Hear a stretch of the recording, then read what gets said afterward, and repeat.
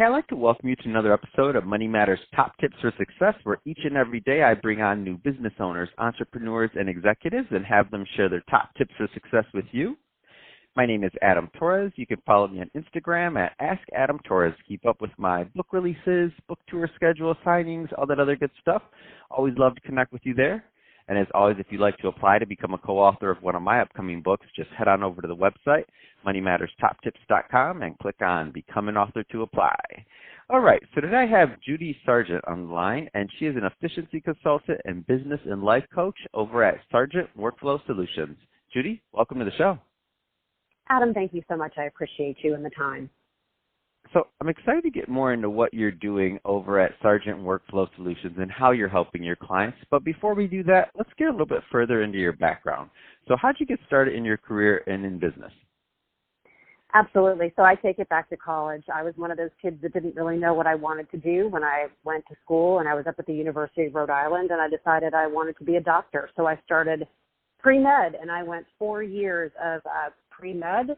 Was 6 credits away from finishing school and went down to Atlanta my senior year, and that was St. Patty's Day weekend. I had a friend that had graduated from college that actually had moved back to Atlanta, visited with her, and decided, you know what, I think I want to move here. So I went back home, and I told Mom and Dad, love you, I'm going to pay for school, not finishing those 6 credits, and I packed up and moved to Atlanta. And I ended up getting down there, obviously no job, no career, and realized, I might actually want to figure out something to make some income. So that was back in the 90s when we answered newspaper ads, correct? And so yes. I found a newspaper ad for an advertising traffic manager, and I had no idea what that was, but I thought advertising sounded really cool. I applied for the position and actually got it. Still friends with my mentor now to this day. And she really trained me on the basics. So just to kind of give a little bit of background, traffic, it's sort of old school project management and advertising. You had account people that managed clients and creatives that did the work. And this traffic manager was sort of a facilitator, gatekeeper, everybody play nice person that facilitated in between. So I learned the ins and outs of that. This initial boss, I was actually only with her for about 6 months. And I got recruited by a big agency in Atlanta, which is now called 22 Squared. It used to be called West Wayne.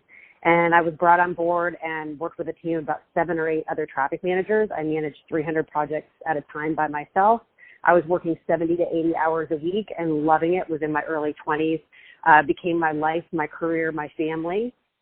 Stayed there for 5 years, realized I was really burnt out, and all of a sudden realized that I needed to, kind of move on. Hindsight learning, lots of great things, what could go wrong, how to raise red flags, how to come up with great solutions, how to work with different types of people.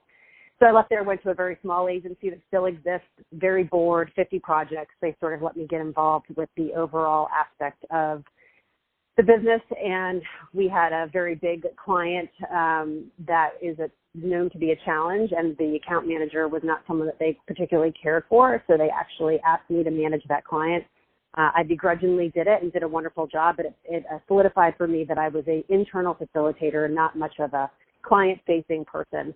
So I spent 5 years there. That's 10 years in agencies, and I decided I'm out, I'm done, and I went corporate side, and I helped a land developer sell dirt for second homes, which was interesting in the middle 2000s when the housing economy was crashing, and I helped build a team and work with the team in a process to get the marketing events and items done for that particular group. Saw the writing on the wall, obviously, with the economy dropping and the housing market going under, and said, guys, I'm going to do what every genius person does in the middle of a time like that. I'm going to start my own business. And so that sort of is, right before we step into what I actually end up doing. So. Wow, that's an absolutely amazing story, Judy. I love it. And it's because, you had the ups, the downs, the sideways, everything in between. You had your initial big pivot of just picking up and moving, which takes a lot of guts there.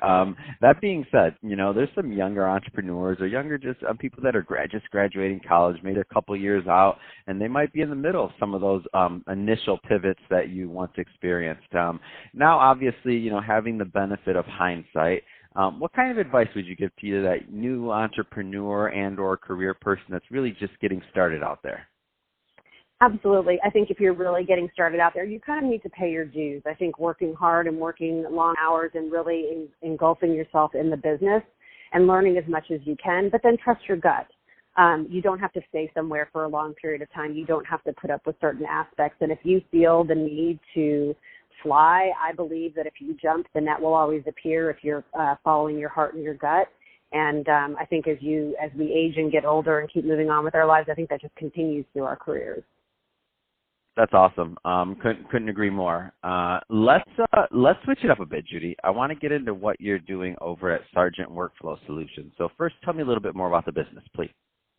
Absolutely. So I'll sort of pick up with the story where I left off. So I decided to start my own business, and I just thought I was going to be a freelance traffic person going in and helping when people were out of the office. And so I currently live in California, but spent the first 8 years in my business in Atlanta. I'm going on 13 years now.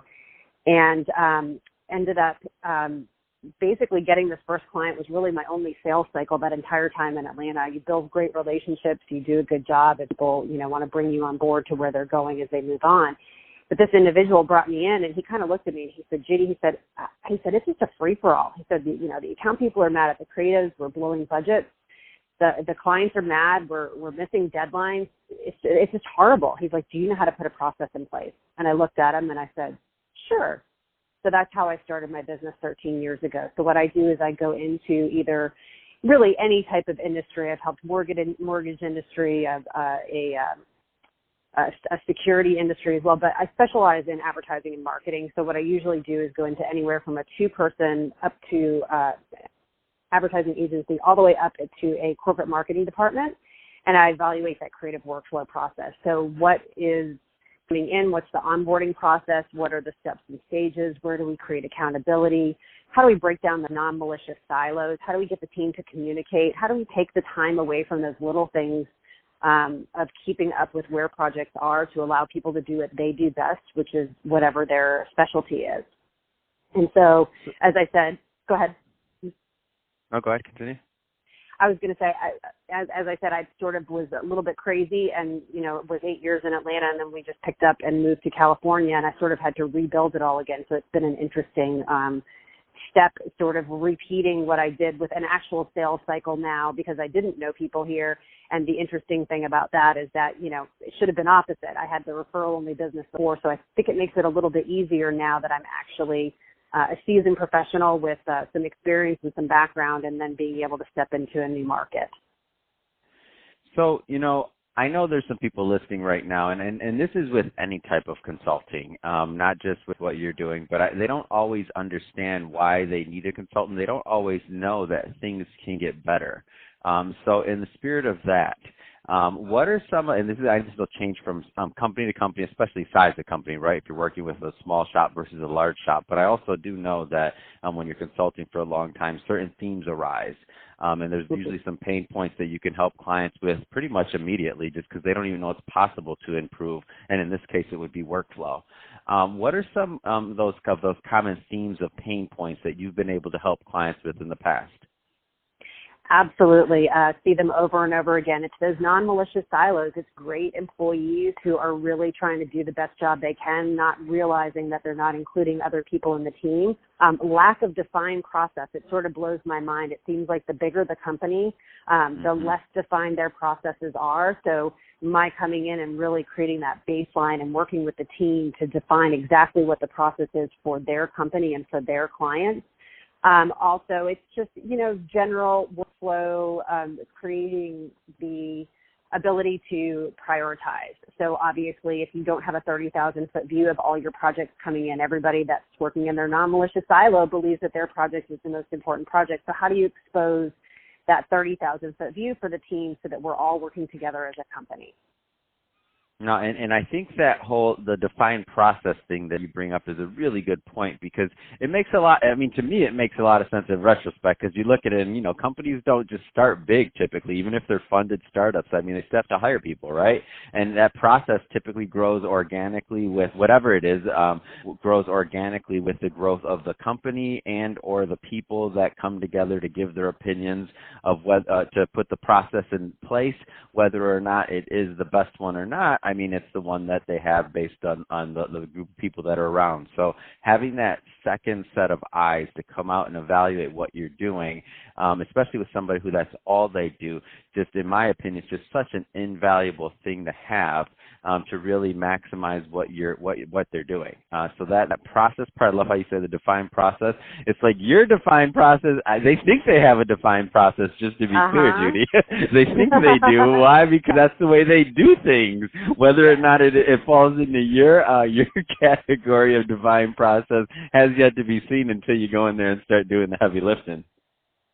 Absolutely, absolutely. And it's always sort of funny, it's interesting because change is hard and individuals it's difficult to adapt, especially like you said, when you're going from a smaller company to a large company. There's sort of a sweet spot in there, being able to implement the right processes or it becomes chaotic. But having that outside perspective, so I'm that non-emotional, I care about the team. I come into the team and I'm part of a we, and I speak in the terms of we, and I'm actually a unique consultant where I actually come in and I help manage the project for a short period of time. I don't just say, here's your problems, because everybody, they're busy doing what they do and they don't have time to kind of stop and do it. But 100%, people think they either have a great process or they have no clue or no idea. So me coming in and really process and change is emotional. There's a psychological aspect into it, which sort of plays into the business and life coaching that I do as well. That's awesome. Well, Judy, if somebody is listening to this and they want more information on Sargent Workflow Solutions or to connect them, what's the best route for them to do that? So the easiest way to do that is to head on over to my website, which is Sargent, and it's non-military style spelling. So it's SARGENT, and that's sargentworkflow.com. Or you can find me on LinkedIn. I'm Judy Sargent, and obviously under my company name, Sargent Workflow Solutions. Fantastic. Well, hey, Judy, really appreciate you coming on the show today and sharing more about your background and all the great work you're doing over at Sargent Workflow Solutions. And to the audience, as always, thank you for tuning in. I hope you got a lot of value out of this. If you did, don't forget to subscribe to the podcast, leave me a review on the Apple iTunes Store, share this with your friends, your family, your colleagues. Do all those great things we do to support our podcasters. It does mean a lot to me. And Judy, thanks again for coming on the show.